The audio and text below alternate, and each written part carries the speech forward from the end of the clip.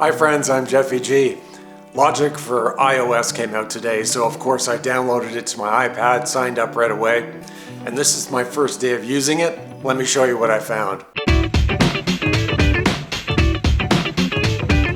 After you download Logic for iOS, it's going to prompt you for some content because all of the content is stored server-side, so there's very little on your iPad. The first thing it's going to ask you is to at least get some essential sounds and instruments so you can at least do something within Logic. After you've done that, then you see the main screen, which is going to allow you to open up either a tracks project or a live loops project, but it's also going to highlight some of the sound packs and other content that you might need. So because of this, I thought, well, how do I find all of the content that I need? So once you go into Logic for your iPad, there is a sound library management tool where you can click on Manage Packs, and it will let you download all of the packs, all of the instruments, all of the content. The problem is that's 14.5 or 15 gigabytes of data. And when I clicked on the download all or update all option, that didn't work. It for whatever reason, thought that I don't have enough available space for everything on my iPad, even though I have 230 gigabytes available. So I ended up having to click on each individual pack and instrument. So that took me a little while, kind of disappointed. The other thing I was disappointed in is that all of the content I already have on my iPad for GarageBand, Mark Lettieri guitar samples, is already there. But unfortunately, the Logic install program doesn't go and look to see if you've already...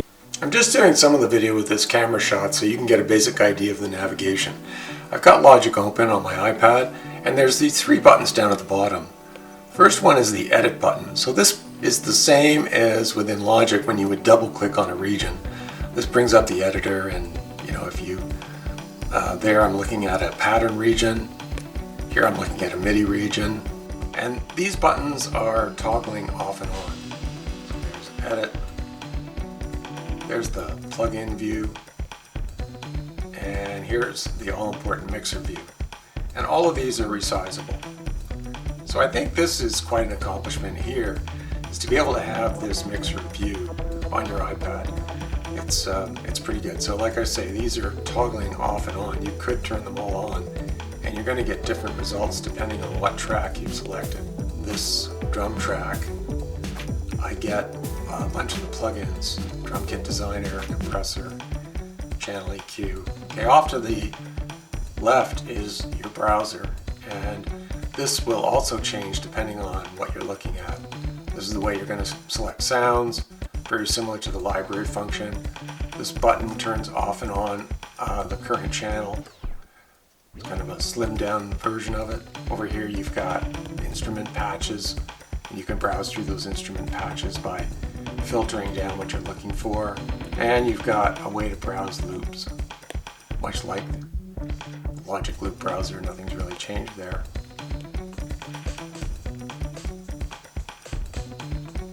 So getting used to the navigation in this limited view takes a little bit of time. Logic Pro for iOS, the file management looks a lot like GarageBand. If I click on Project up here at the top, I get a view of files in different locations. So on the left, you've got the same type of navigation that's built into GarageBand. And if I want to create a new Logic project, I click on the plus, and I'm given this menu of options. There are a category of tutorials here called Learn and Explore. There's some advertising for the featured sound packs. And up here, you've got two options. You can create a blank project, an empty project for tracks, or a live loops project, not unlike using Logic on a Mac. If I choose track, first thing it's going to ask me is to add a track. I'm just going to add an audio track. And here I've got then, a starting point for Logic that we're all kind of familiar with. Loops.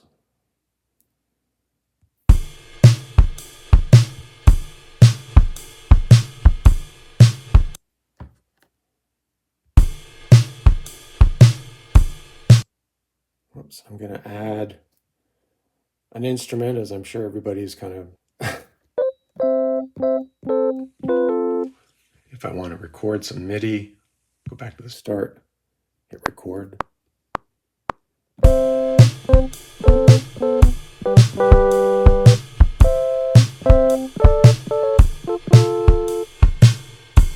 Stop, go back, and I can play.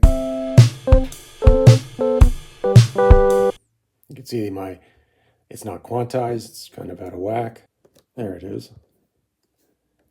So I can click on the little I or information button down at the bottom, and I can turn quantization on, say to the nearest eighth note, and that will quantize.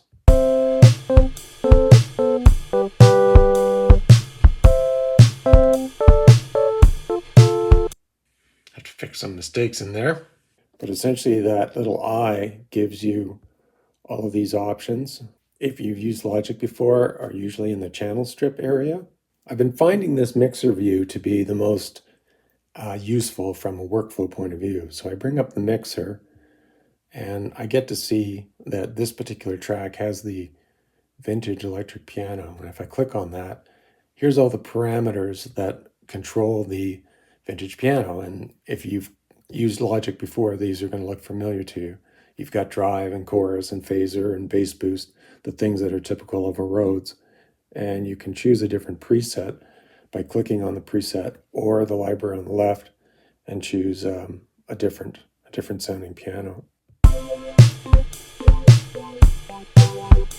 In a similar way to Logic on a Mac, when you add a new track, there's an opportunity to select the software instrument. So if I click on the plus sign and I see MIDI software instrument, audio track, drummer track, or a pattern track, if I click on the three buttons, it brings up this little dialog. And from here, you can choose a patch or instrument. And if you click on instruments, lo and behold, there are the familiar Logic Pro instruments. You've got drum kit designer, drum synth, and drum machine designer. Under sampler, you've got quick sampler, alchemy in its sampler mode, and multi-sampler. For studio instruments, you've got studio horns and studio strings. So these are all familiar, and there's the classic. You've got the ESE instrument, ES1 and 2.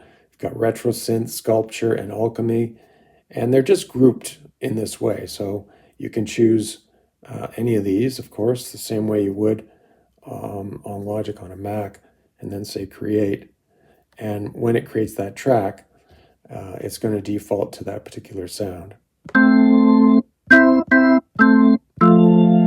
Another way that you can change sounds is through the mixer. I found this to be pretty useful. I open the mixer, I see all my tracks, I can replace, say, the sampler with a different instrument. There's my same list of all the Logic instruments. But beyond the Logic instruments, I already had a bunch of virtual instruments on my iPad, and they're listed down here under audio units. If I click on instrument, you'll see these are the things I have, including things like scaler. So I can choose, say, audio kit and the FM player, and it'll swap that in, and I can show the details of that. And I have all those sounds available to me. The transport controls and everything are pretty familiar. I mean, you can turn the metronome off and on. You can just click on the tempo if you want to change the tempo or tap change the tempo. Information like the key and the time signature, you can edit up in the top, and you've still got the position measured in beats and bars or in time. Those are options for you. So it's all there. Now, the interesting thing when you're adding was that you could add a pattern region. So this is a little bit different, is that normally in Logic you have MIDI audio or a drummer track. Here you've also got a pattern region that you can add. And when you add a pattern region, you could add that pattern region to, it brings up the step sequencer and the step editor, and you could add that sequence to any sound, really. And there's a random feature here. I think I saw pair of dice. Yeah, if you click on the dice, it'll bring up a random pattern.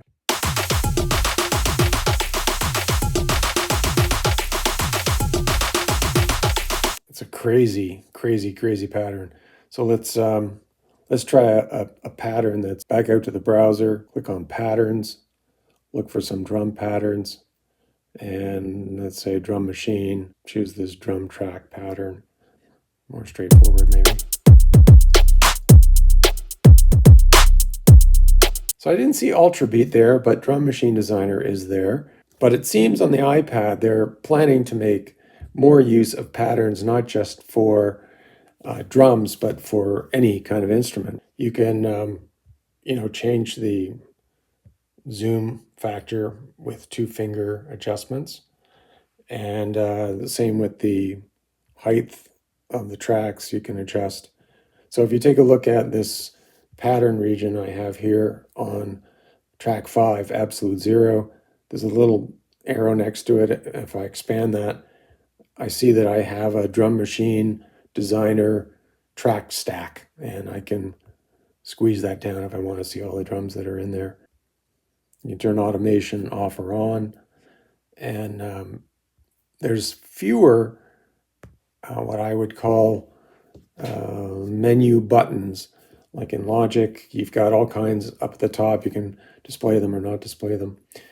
On the iPad, I think they're relying more upon you using the touchscreen metaphor for navigation. So you've got less buttons because there is less real estate. It's really designed for you to take more advantage of the library navigation as opposed to maybe the way a lot of Logic users interact with Logic. In my case, I've always just used the channel strip as a way to change the instrument rather than navigating through the library. So that is more GarageBand-like in Logic than Logic-like from Logic for a Mac. But it's still available to you. So as I mentioned before, I tend to open the mixer where I can get this overview of everything that I have. Oh, and MIDI effects, they all seem to be there, at least the popular ones. You've got MIDI effects provided by Logic, like an arpeggio and the transformer and things like that. But you've also got audio units that you may have loaded on your iPad. And that would be the same with the audio effects on a particular track. So if you click on audio effects, you've got the Logic plugins, which are quite extensive, and they're all familiar. You've got stereo delay and all of the features that you're used to using. You open up the stereo delay by clicking on Show Details. You'll see kind of a condensed version of what you're used to seeing when you set up the stereo delay. And some features are more user-friendly from a touch sensitivity point of view. For example, if I click on Channel EQ and I open up the EQ, show the details, yeah, I can make adjustments with my finger. That's pretty good. And the exact same functions that you're familiar with. Compressor, if you look at the details on the compressor, that also looks quite familiar. You've got the different compression types, which you're probably quite familiar with, and all the controls are touch sensitive. So all the Logic plugins are there, and you have the potential of also using AUV3 plugins that you've loaded onto your iPad. So like I said, I already had a pretty good assortment of those. So if I click down here and look at, say, KLM Audio, they have a reverb called Dustbin. I've used occasionally just because it's weird. And all the details, presets, and everything else appear here for Dustbin. As far as editing goes, clicking on the Edit button, this view is pretty familiar. You can resize the view for editing your MIDI. And you may find that if you get into finite detail here, using the pencil is going to be easier than using your fingers, especially if you have fat fingers and your precision isn't very good. For example, if I want to make this note longer, I can do it with my finger, But if I want to get very precise, using a pencil is going to be a little bit easier. Converting a project from GarageBand for iOS is really straightforward. You really just navigate to where it is, click on the project. It'll ask you if you want to convert it to Logic Pro. You say yes, and there you go.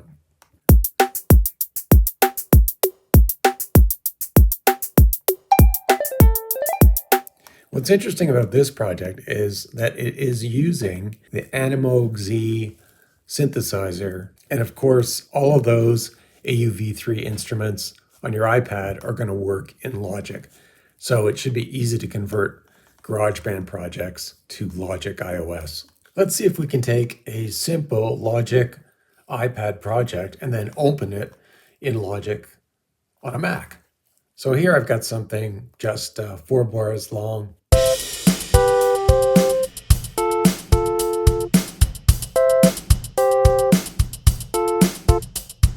Nothing too complicated. Actually, maybe I can just send it to my Mac. Great, I can see that it's been sent. Now let's go over to my Mac and see if I can open it. Okay, it's saying that one of the synthesizers, one of the synths that I used, 2 of them, which are available as AUV3s, are not on my Mac.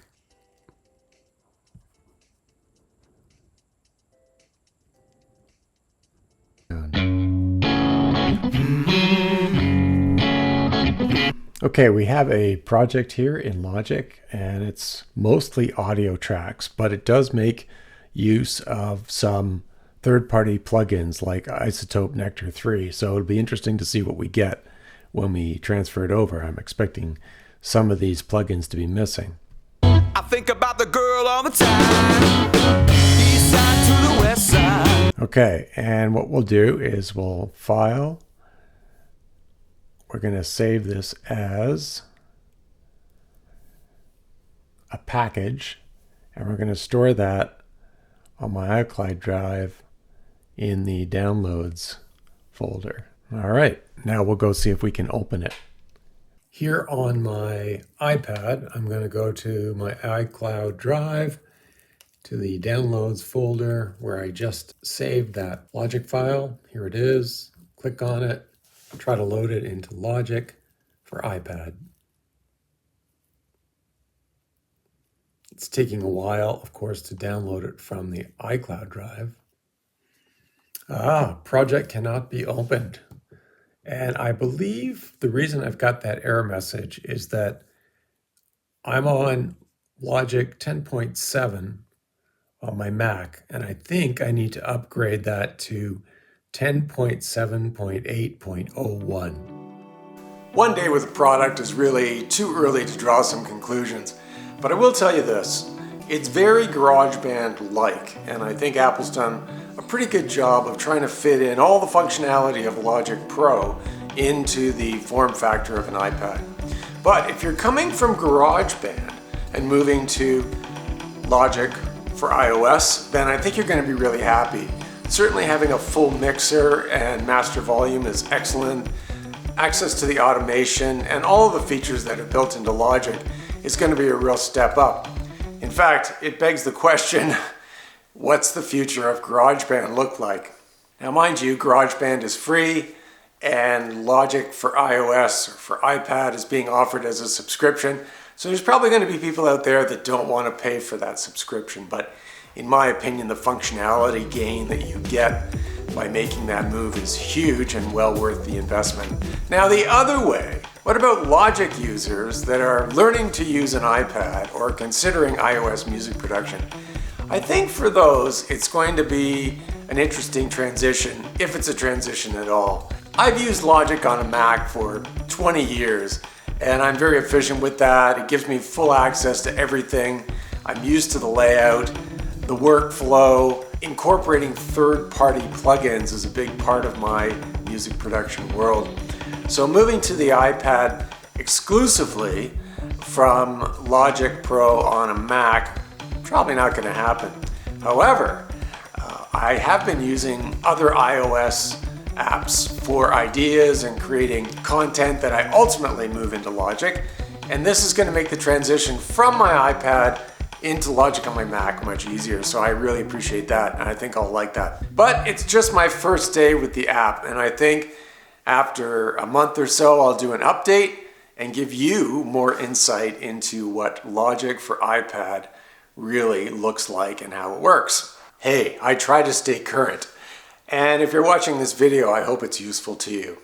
If you like it, click on the like button, consider subscribing to the channel, and click the notification bell if you want to be notified when I come out with new videos. Thanks for watching.